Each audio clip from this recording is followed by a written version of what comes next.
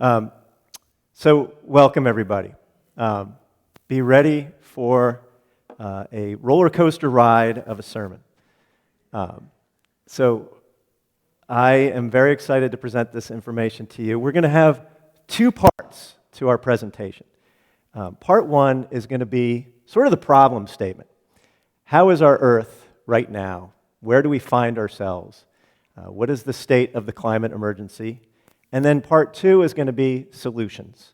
And that's where I'd like to present to you how I believe that my field of lifestyle medicine has some answers to solve multiple problems that we face. But first, let's start with our Earth. We are in the midst of a climate emergency on this day after Earth Day 2023. There are a variety of threats that we face, and we're seeing play out everywhere in the world, from melting polar ice caps to rampaging wildfires throughout the world to just anomalous, severe weather events, to flooding, extreme heat, and drought, crop failure. And these everyday headlines, and I don't need to tell you, you see it in the papers, and the flooding in Pakistan was so extensive that a third of the country was underwater as recently as last October. And of course, it's hitting here at home too with flooding and wildfires, and we're seeing a dramatic uptick in these events throughout the world. So being good UUs, we have to find who to blame for this. And we're certainly going to put a lot of the blame on the burning machine, as I call it. Our society's tendency to burn stuff for the purpose of industrialization, for the purpose of manufacturing, for the purpose of energy generation, for the purpose of transportation, getting around in our cars, for the purpose of heating our homes. We burn too much stuff. But there's another culprit that we don't hear as much about, and I'm going to call that the killing machine. And what I mean is the killing machine of animal agriculture. So how does animal agriculture exert such an enormous effect? It's not just through raising animals in very large numbers and the environmental damage that occurs from that. It's also from the destruction of habitat. Because as we'll discuss, the majority of the destruction of our natural spaces and habitats in our world is for the purposes of animal agriculture, this killing machine. So what is this? This is a quiz. And you should know the answer because I showed this exact same slide at a presentation at this church about 10 years ago.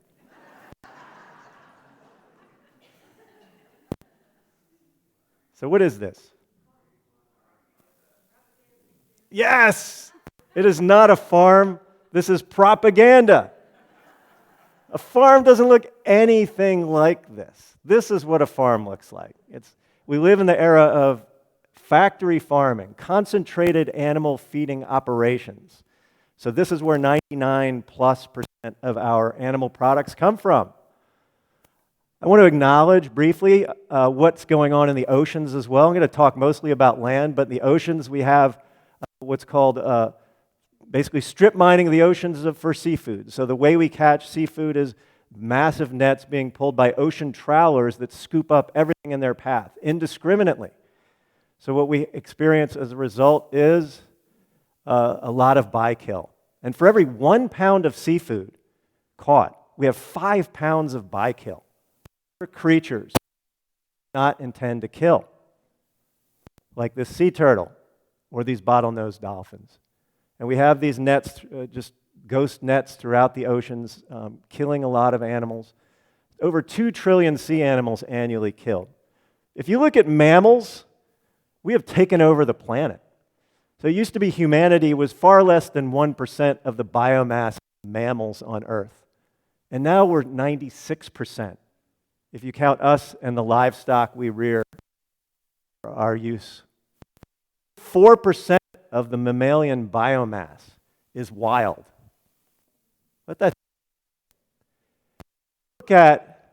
you look at the World Wildlife Fund's Living Planet Index, where they track how healthy are the living populations throughout the animal kingdom? We find that it has dropped an alarming 69% since 1970. 69% since just 1970. It's called the Anthropocene extinction. It's happening on our watch. Most rapid extinction in the history of the planet. But let's focus on the land. We use 77% of the land, half of the world's habitable land is used for agriculture. And that's fine, we got to eat. But of that agricultural land, 77% of that is used for animal agriculture, and that only produces 18% of our calories. It's an incredibly inefficient system. A great deal, not a lot of food, and it only produces 37% of our protein. Part of the problem is the way we do agriculture. We don't do regenerative agriculture currently. So on the right is regenerative agriculture, where we keep the carbon trapped in the soil.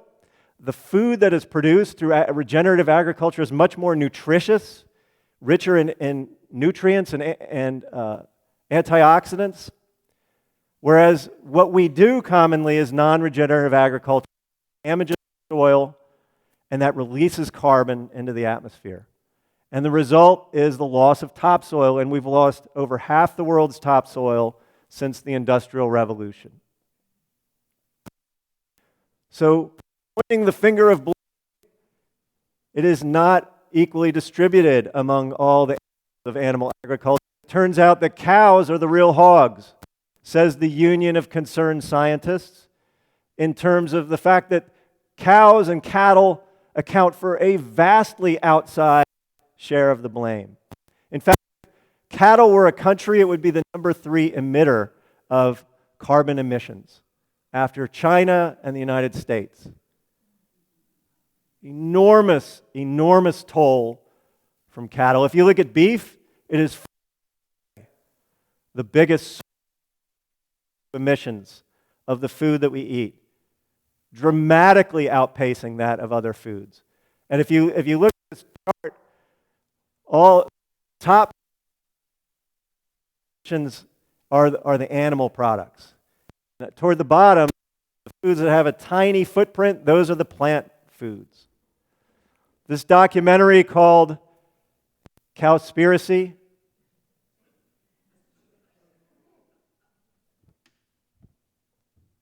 want me to start over? This documentary called Cowspiracy chronicles much of what's going on. But for example, water usage. Did you know that to make 1/4 pound hamburger is 660 gallons of water? Staggering. The amount of waste that one cow produces per day is something like 100 pounds. And by some measures, livestock even account for the majority of greenhouse gas emissions. It depends on how you do the accounting. But by any measure, the beef that we eat, the dairy that we eat, and the veal that we eat exert a very heavy toll on our planet. So the Amazon tipping point is very close. The models predict that once we have lost a certain amount of the natural trees present in the Amazon, that it's going to become a savanna. It is lost as a rainforest and or a desert. But it's going to release all that carbon that it has trapped in there right now. It's going to release it all in one go. That's 10 years worth of emissions all in one go. It's going to stop being that wonderful carbon sink that it's been. And this is just one of many tipping points that we're reaching near. Melting of the polar ice caps and the melting of the permafrost in Siberia. The list goes on and on. So the world scientists came together. You've heard of IPCC. This is another paper. 11,000 plus scientists came together warning us of the dire climate emergency, in particular highlighting how beef and food is such an important factor, and that The ruminants in particular are a dramatic contributor to this climate emergency. So we have a choice between the beef chili and the bean chili.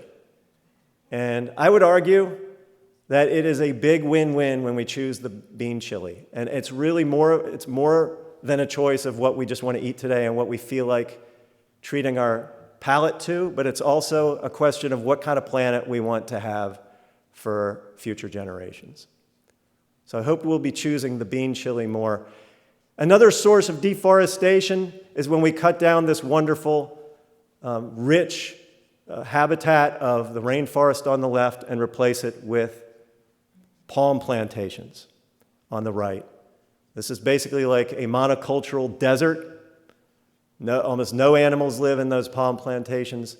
And what a lose-lose. It is wiping out the habitat of so many animals like orangutans and pygmy elephants and so many others to produce these ultra-processed, hyper-palatable, engineered foods to be as addictive as possible that are also incredibly unhealthy.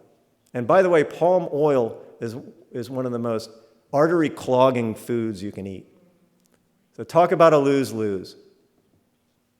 So this orangutan who's lost its habitat, where's it going to go? There's nowhere to go. So we can have a choice between the Lucky Charms, magically destructive, or this wonderful fruit and grain and nut bowl for breakfast.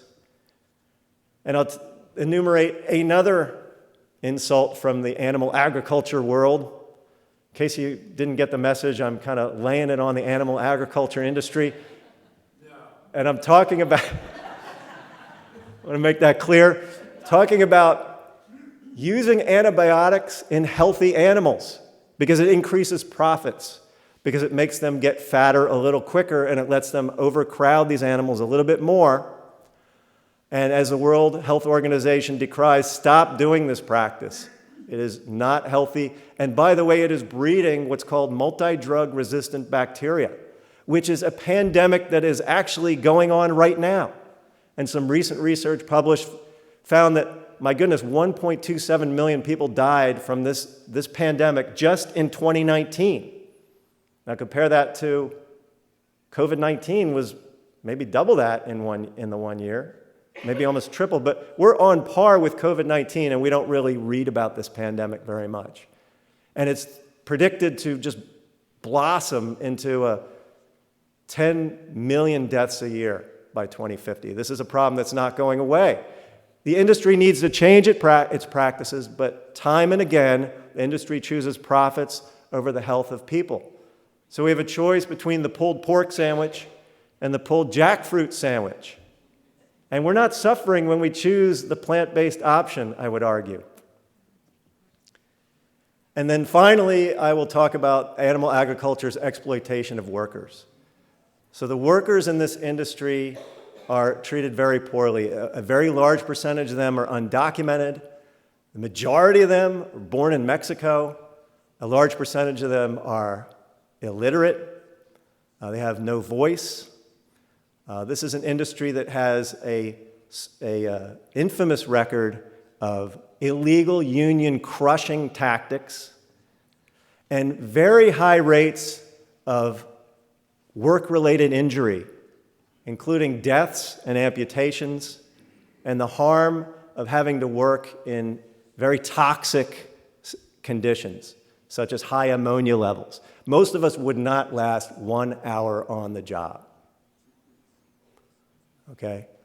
Animal agriculture traumatizes the workers. And I'm going to have to step out to read this.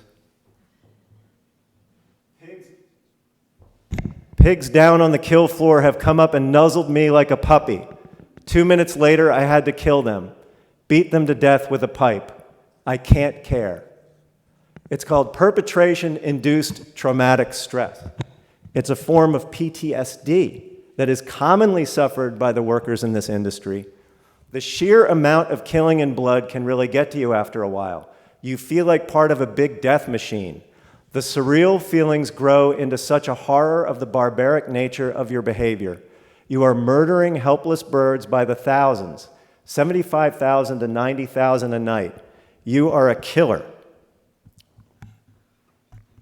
So, our planet faces some major threats.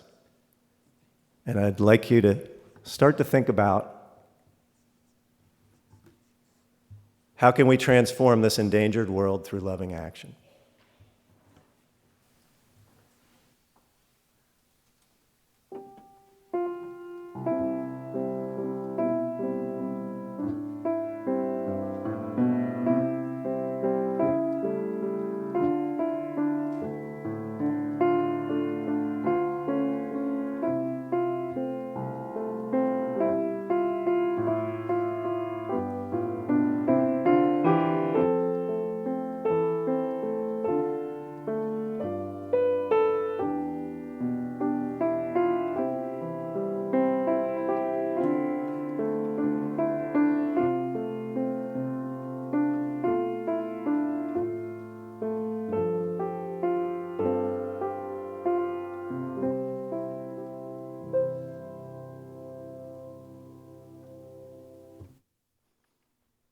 So step one is we're going to do some squats. Okay. So everybody stand up, if you could. Okay, we're going to do the squat the right way. You're supposed to, just as is pictured here, you're supposed to be leaning back a little bit as you go down. And then when you stand up, bring your arms to your sides. Now, if you're not able to stand, no problem, just do the arm portion. Okay, we're going to do 19 more of these. Okay, so put your arms at your sides. Ready? We'll do them in unison. Ready? Go. 2 and up. Go as deep as you like. 3 and up. 4 and up. You can go real shallow if you like. 5 and up. 6. These are some of the most important muscles in your body. Is these thigh muscles.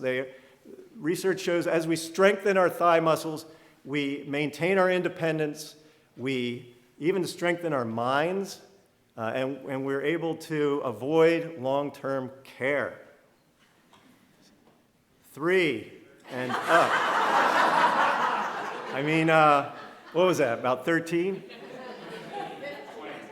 16. 17. 18. 19 and 20. I see some people going real deep. That's awesome. So, a little sweaty, right? A little sweaty. You can sit back down. Thank you so much. It is important to get that blood flowing once in a while, right? It actually perfuses the brain. Exercise is one of the most important things we can do for our health. There are 5 blue zones in the world. Who's heard of blue zones? Yeah. So these are parts of the world that they found where people live to be 100 at 10 times the rate of elsewhere on the planet. So I think the blue zones can give us a lot of insights about ways we can live healthier and maybe even healthier for the planet. We're going to walk through each of the 5, starting with Okinawa, Japan. It's an isolated island with hundreds, thousands of years of culture that it's built up. Among the many things that they do that are really cool for health, long-term health, is they have this thing called a moai, which is like a lifelong play date. So these 4 ladies are part of a moai. Usually starts out with 5 or 6 people who are brought together as young children and repeatedly throughout their lives, and they form these lifelong bonds. And these ladies in their 90s are close friends even after all these decades. And women in Okinawa are known for being the longest lived in the planet. Okinawa, Japan's nutrition is interesting in that it's majority sweet potatoes brought to Okinawa it's a New World crop that was brought to Okinawa in the 1600s and became part of their staple and sort of the cornerstone of what they eat and why they live so long. They also eat a variety of other foods, a little bit of fish, but mostly more other plant-based foods. They call them emo, these purple sweet potatoes. They're wonderful, by the way. I keep them at home, and and eat them on an almost daily basis. I love my purple sweet potatoes. They're also known for the ikigai, which is their commitment to a purpose in life. It is their reason for being, your reason for getting up in the morning. And they're very proactive about asserting their ikigai. Why am I on this planet? And trying to formulate their ikigai to be this purpose this special skill that they have to offer that the world needs. Ikaria, Greece, is our second stop, and this is another island isolated in the Aegean Sea, known for its hearty family gatherings and also for its antioxidant-rich herbal teas like chamomile. Ikaria eats its own variety of foods, again, mostly plant-based. In this case, a lot of vegetables, greens, and the like. A bit of olive oil, a little bit of fish and meat. Sardinia, Italy, to the west, is known for its rugged landscape. It's known for its centenarians who work the land up until their dying days. They're known for people in their 80s and 90s who are still very sexually active. They're known for their wine. It's the most antioxidant-rich wine in the world. They eat a lot of whole grains and quite a bit of dairy and a lot of other vegetables and mostly plant-based foods. And then we have the Nicoya Peninsula of Costa Rica. So it's not an island, but it is somewhat isolated from the rest of the world. And they are known for their strong family structures, their strong social support. They have a healthcare system that's the envy of the world. They have these supercharged community health workers who visit every citizen every year and help with preventive care. It's a very caring civilization. And they're known for their casado, which is their national dish of rice and beans, plantains, and other vegetables, and possibly a little fish or a little meat. And so Nicoya Peninsula, a bit more, again, dairy, fruits, vegetables, and mostly plant-based foods. And then we have Loma Linda, California, the fifth blue zone. This place is an odd blue zone. Loma Linda is not an island in the middle of some ocean. It is not isolated culturally by hundreds of years.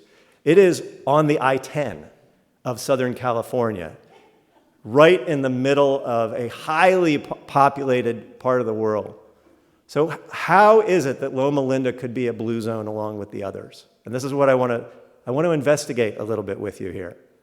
And the answer is the Seventh-day Adventist Church is centered in Loma Linda, California. So how did they do that? Like, what is it that the church could have done? So I'll read for you. They live as positive examples, taking care of their health. God calls on us to care for our bodies. They decry gluttony and excess. They believe the key to wellness lies in a life of balance and temperance. Nature creates a wealth of goods such as pure water, fresh air, sunlight. Exercise and avoidance of harmful substances is to be pursued, and they recommend a well-balanced vegetarian diet, legumes, whole grains, nuts, fruits, vegetables, and they're even so visionary as to recommend vitamin B12. Now, there's a church doctrine for that's going to right up my alley.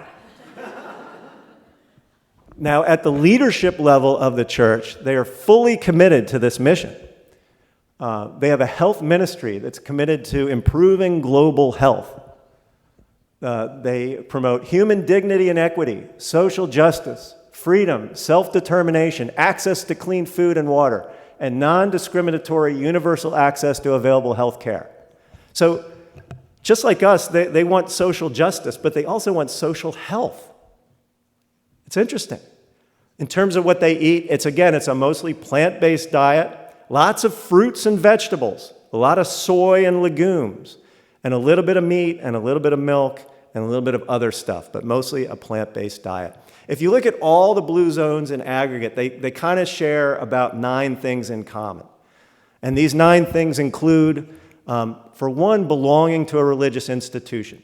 So that's a recurring theme in the research, is that if you belong to a religious institution, you live longer. Then they talk about the right tribe, which means surrounding yourself with people who support you in leading a healthier life. A lot of movement, a lot of exercise is baked into the lives of these people. They stress avoiding overconsumption. They call it the 80% rule, but avoiding that extra snacking and eating that you don't need to do. They recommend a strong emphasis on family, wine at 5, or really I see it as more as social congregating, because the Adventists don't do the wine. They're abstainers. And then we have plant slant, as we saw, predominantly plant-based diet, a strong sense of purpose on this world, and then finally, downshifting. So they all have most of these things in common. Downshifting being, let's find ways of avoiding stress in our lives. By the way, I don't want to endorse the wine thing. Purple grape juice at 5 is perfectly fine. It's got all the antioxidants. It's been found to improve cognition. It's been found to reduce blood pressure, very healthy stuff. We don't drink enough purple grape juice, but I digress. I would love to go into more nutritional topics like this. I'm a big nutrition geek, and there's an enormous amount of science that you would find fascinating, but we don't have time for that today.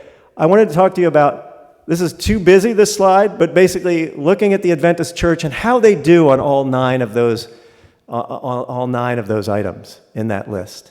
And they check every one of those boxes solidly.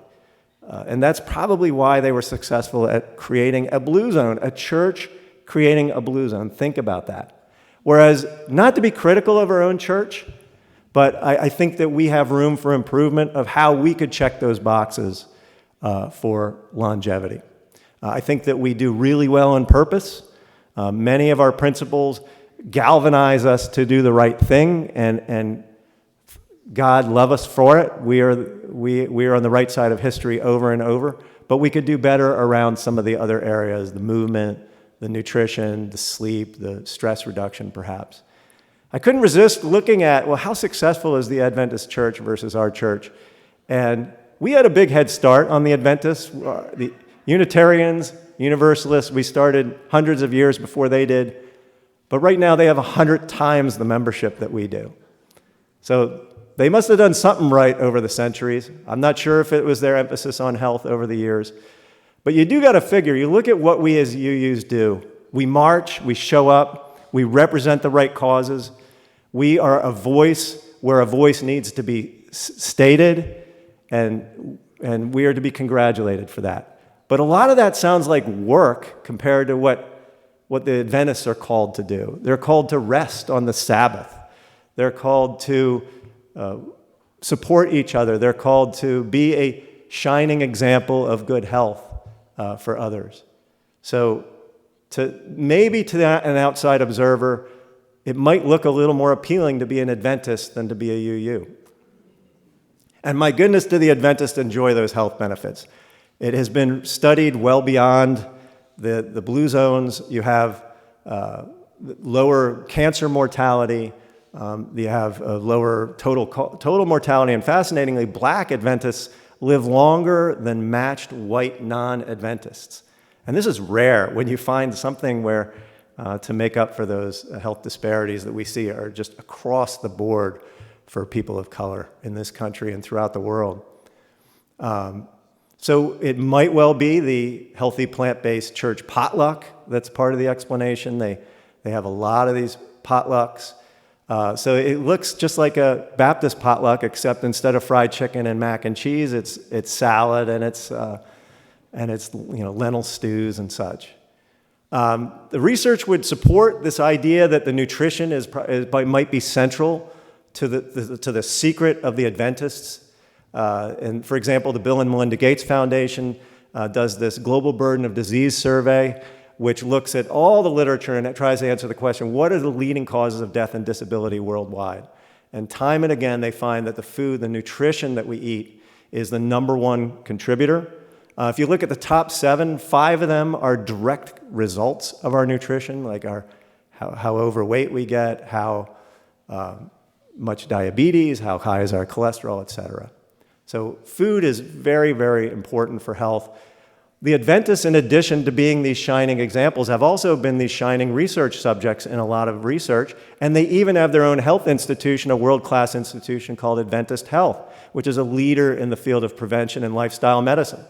And they did the Adventist II trial, which tried to answer the question, well, what is it about the Adventists that help us live longer? And let's look at some subpopulations. And what they found is that the more vegetarian someone became, the better their health became. And you see that the rate of diabetes, the rate of hypertension goes down and down and down as we eat more and more and more plants, to the extent they were able to cut their risk of diabetes and hypertension by 75% if they were complete plant eaters. So we believe, to summarize a whole lot of nutrition science, that a plant-based diet can be the source of healing of so many diseases that we suffer from, head to toe, from Alzheimer's disease and mental health issues, all the way down to gout and plantar fasciitis. To a large extent, not completely, but to a large extent, the food that we eat is a determinant of whether we develop these diseases and whether we can reverse them. And when people do switch to eating more plants, we see improvement. So, to summarize, our Earth is in some trouble. How do you summarize all that? Our Earth needs us now to transform the world through loving action. Action. We need to take action. We need to resist the burning machine by burning less fossil fuel. We need to resist the killing machine of animal agriculture. The Blue Zones offer a blueprint for healthier communities and a smaller carbon footprint. The Adventist Church is a shining example of how a church can transform the world through loving action. Through a principle. A principle for health was so impactful that it actually created a blue zone. So imagine a future for our church. What if the UU Church adopted its own commitment to health for all of its members? What if we adopted a principle, a practice? We promote the health of one another by living a life full of joy, social connection, healthy minds, and robust physical health. We commit to helping each other get optimal sleep, exercise, and healthy plant-centered food for the benefit of our own lives, our loved ones, our fellow beings who populate our world. So, our health is our greatest asset. Do you agree with me that our health is our greatest asset? Do you agree with me that more plants and less meat gives better health, much less environmental damage, and stronger alignment with our values? Do you agree with me that supporting the health of others is the greatest gift that we can give? And do you agree with me that that if we were to practice this belief in supporting one another's health journey, could we transform the world?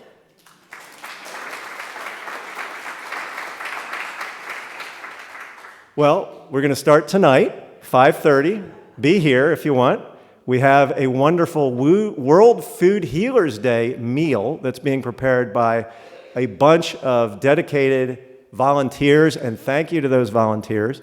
This is a free, we have a lot of potlucks over here that are plant-based, healthy potlucks, but this is not going to be a potluck. You don't have to bring anything, you just have to show up. We even have bowls for you, and Steve Merrick's going to make some of his wonderful it'll be gluten-free, it'll be free of allergens, it'll be plant-based, very, very healthy stuff. And I would also suggest maybe consider joining the Environmental Justice Task Force. Our church has a very active group, and where I hope to continue the conversation about a healthy congregation. And our next meeting, by the way, is this Tuesday. So if you like, reach out to me and let me or Debbie Zarek or Renee Anderson know that you would like to join us on Tuesday. It'll be on Zoom. Thank you.